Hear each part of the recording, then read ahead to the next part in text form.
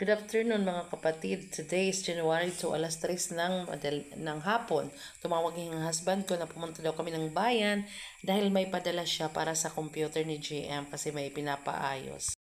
At ayan na nga, dali-dali kaming ni GM Bihes para pumunta ng bayan. Medyo alanganin niya ako kasi si GM baka makatulog habang nagmumotor kami, pero dahil excited siya, ang sabi niya ay hindi naman siya makakatulog. Kaya ito mga kapatid, basic, nag-jacket tayo kasi matindi pa ang init ng sikat ng araw. Of course, ang sunscreen mga kapatid. Then on the go namin ni GM papunta sa bayan. Then si GM kailangan nila ka-helmet. At nakarating na nga kami dito sa Uptown Mall at tuwang-tuwa si GM. Kala ko, computer lang pupunta namin. Yung pala, magpapabili siya ng donut. Anyway, matagal ko siyang binibilhan ng donut kasi sobrang tamis.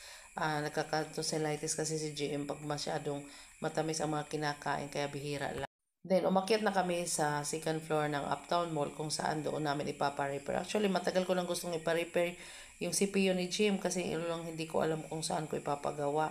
At nung minsan, nakita ko na pwede pala silang gumawa at kumpleto sila ng mga pyesa. Kaya dito ko na siya ipinagawa sa ito GeForce ba yan? Dyan, second floor, malapit sa CR mga kapatid. Bumili rin kami kapatid ng ikukunika ng cable. Di ko kalimutan ko yung ano niyan, Dinland cable para kay sa computer ni GM. And then si GM ito, ipaikot-ikot. Sabi ko, wag mag-ikot-ikot dahil binibintayan. Baka makabayad pa kami. Pagkatapos nagawa na nga yung CPU ni GM at nagyaya siya na kung pwede daw kumain na lang kami sa McDo. Medyo alanganin pa kasi alas 5 pa lang yan, ayan maliwanag pa. Pero nainisip ko din pag uwi kami sa bahay gabi na, kaya pumunta lang kami ng McDo. Ang sabi niya sa akin, siya daw magdadala ng CPU kasi mabigat daw, lalaki daw siya. Wow, responsible.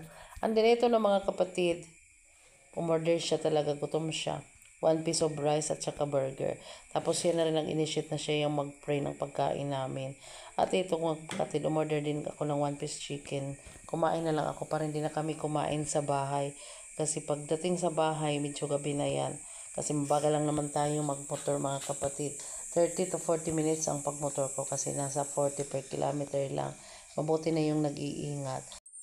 Ayan mga kapatid, pinaghimay-himay ko si GM ng kanyang ulam na chicken.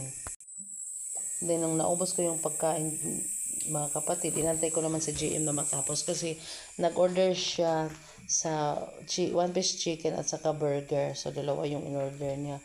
Hindi pa siya tapos, inaantay ko na lang. Then pag uwi namin sa bahay, dahil kumain na kami, dumiretso na ako sa paglinis ng kanyang computer para i-set up naman yung kanyang CPU. Actually, ang dami namin pinaglipat-lipatan dyan kung saan ba ilalagay yung computer ni GM. Then, napag-desisyon na namin na ikatabi na lang ng cabinet sa may Christmas tree. Kasi doon medyo tago at saka hindi siya madadaanan masyado ng mga tao. So, kailangan kasi nasa gilid yung mga wire. And then, mga kapatid, dito na kunwari si GM ay nagko-computer pero marami pa akong ginagawa dyan. Then kapatid, sinit up na namin yung computer ni GM at excited siya na gusto niyang maglaro.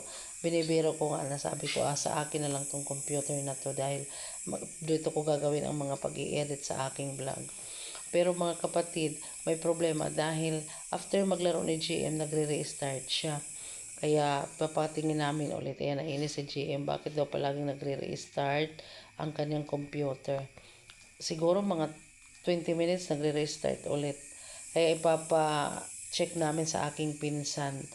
Baka kailangan lang i-upgrade or hindi ko alam. Basta yun. So, nanood na lang si GM ng YouTube kasi hindi siya makadownload ng kanyang mga games kasi nagre-restart na.